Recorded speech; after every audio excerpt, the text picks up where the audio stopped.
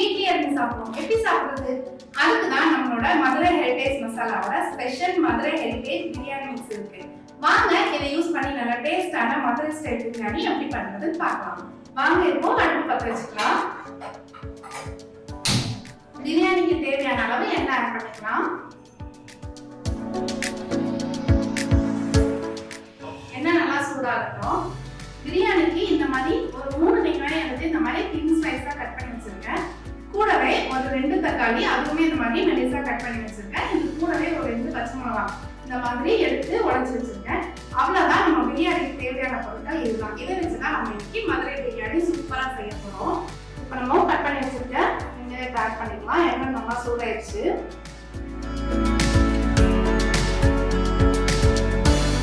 இப்போ இது கூடவே நான் கட் பண்ணி வச்சிருக்க பச்சை மிளகாவும் ஆட் பண்ணிக்கிறேன். ஆட் பண்ணிட்டு நல்லா வதக்கிக்கலாம்.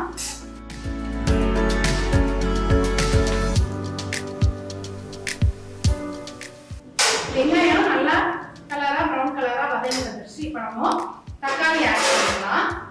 2 தக்காளி எடுத்து இந்த மாதிரி கட் பண்ணி வச்சிருக்கேன். இதையும் சேர்த்துக்கலாம். வெங்காயம் தக்காளி நல்லா வதங்கி வந்துருச்சு. இப்போ நம்ம சிக்கன் ஆட் பண்ணிக்கலாம். நான் இன்னைக்கு ஒரு 1/2 கிலோ சிக்கன் எடுத்துட்டு நல்லா வாஷ் பண்ணி வச்சிருக்கேன். இப்போ நம்ம இதை ஆட் பண்ணிக்கலாம்.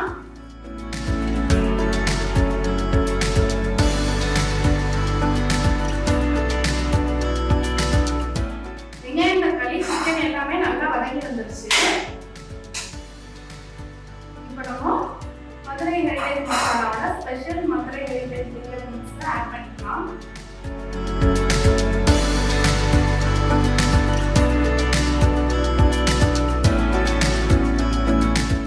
கூடவே நம்ம சிக்கன் கிரேவிக்கான தேவையான மசாலாவும் ஃப்ரீயாவே கொடுத்துறாங்க. இந்த மசாலாவை யூஸ் பண்ணி நீங்க 1/2 கிலோ சிக்கன் கிரேவியை நீங்க பண்ணிக்கலாம். இப்போ வாங்க ரைஸ் ஆட் பண்ணிக்கலாம். இந்த ரைஸ் கூடவே உங்களுக்கு எல்லா மசாலாவும் வந்துரும். இதுல வந்து 450 கிராம் வரைக்கும் ரைஸ் இருக்கும். 450 கிராம் ரைஸுக்கு 700 ml தண்ணி ஆட் பண்ணிக்கலாம்.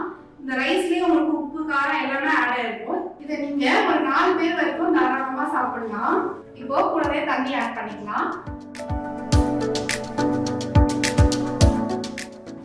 தண்ணி ஆட் பண்ணிட்டு நல்லா கலந்து விட்டுட்டு ஒரு 10 நிமிஷம் க்ளோஸ் பண்ணி வச்சுக்கலாம். வெங்காயம் தக்காளி வதக்க 10 நிமிஷம், அரிசி வேக 10 நிமிஷம், டோட்டலா 20 நிமிஷம். ஈஸியா 20 நிமிஷத்துல மதுரை ஸ்டைல் பிரியாணி சூப்பரா ரெடி ஆயிடும். ஓபன் பண்ணி பார்க்கலாம். 10 நிமிஷம் ஆயிடுச்சு.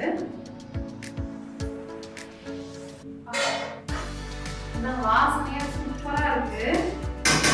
ரைஸ் நல்லா உருளையா சூப்பரா வந்துருக்கு. நல்ல டேஸ்டான பிரியாணி சூப்பரா அதுவும் மதுரை ஸ்டைல் பிரியாணி ஈஸியா ரெடி ஆயிடுச்சு.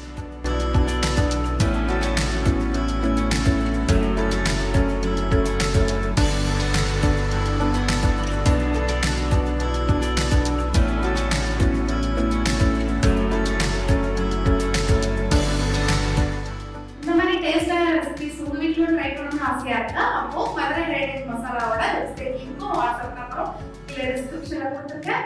ட்ரை பண்ணி பார்த்துட்டு எப்படி இருக்குன்றத மறக்காம கமெண்ட் பண்ணுங்க. நாளைக்கு இன்னொரு வீடியோல பார்ப்போம். பாய்.